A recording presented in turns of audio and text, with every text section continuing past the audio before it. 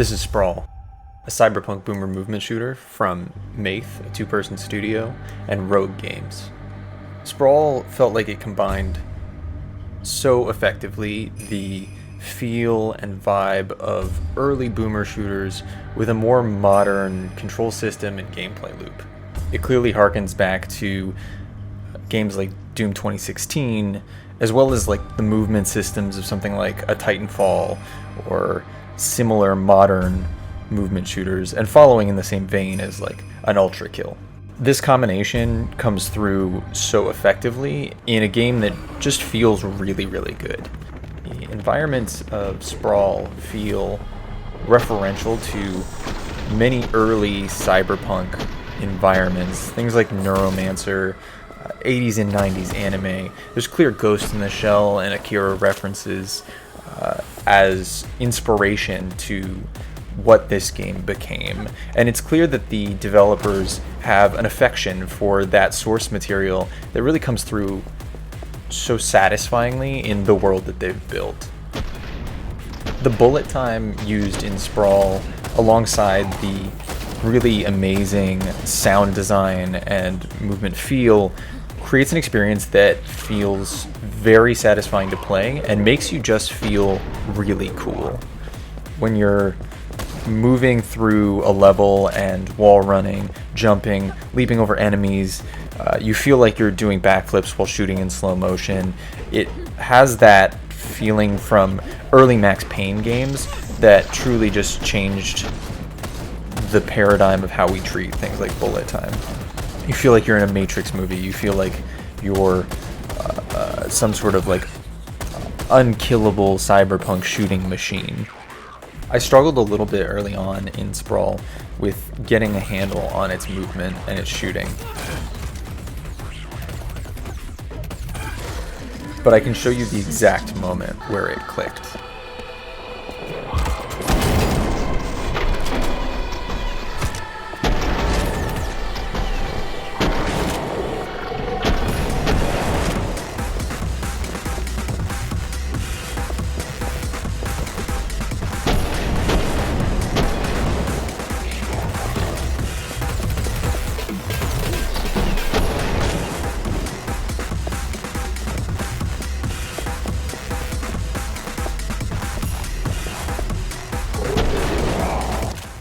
Having that environment come together and give you a space and a playground to do really cool things makes you as the player feel really cool playing it.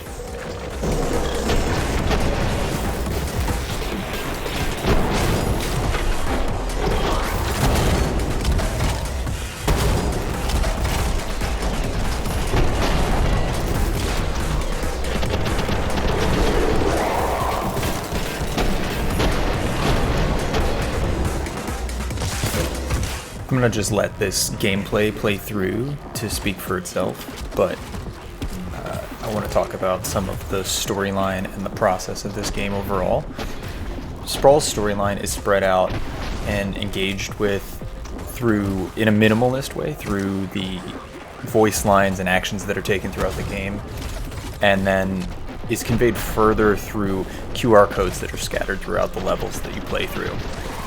This paradigm is very similar to how Doom 2016 told its story, and I really like it for this kind of shooter genre because it enables the player to decide how much storyline they actually want to get.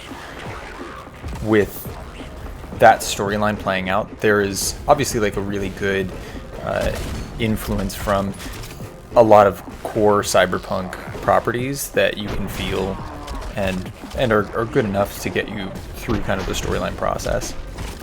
Overall, the story also has a deeper layer to it in those QR codes and through an external source of the site that Maith set up.